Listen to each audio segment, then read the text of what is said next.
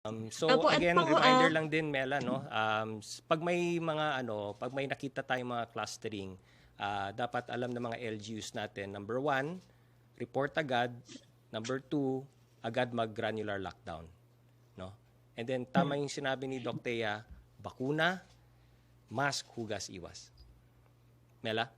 Opo. Opo, at panghuling tanong na lamang, Secretary Nograles, mga kautusan lang po kay Pangulong Duterte. May update po kaya kung kailan target mapirmahan o maisabatas ang 2022 national budget? At meron po kayang chance naman yung gratuity pay for COS, job order, at iba pang hindi permanent government workers, lalo na December na po ngayon.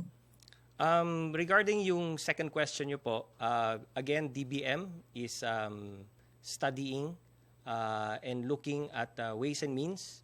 As I mentioned before, we will refer that concern or question to the DBM. So depende sa pagsusuri ng DBM sa budget, no, ng kanya-kanyang ahensya.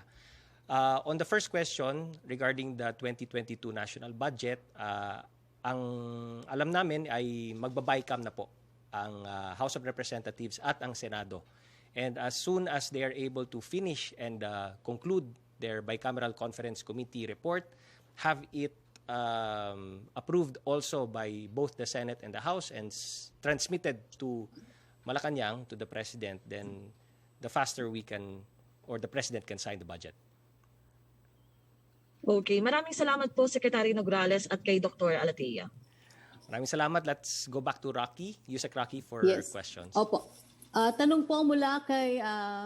tanong po.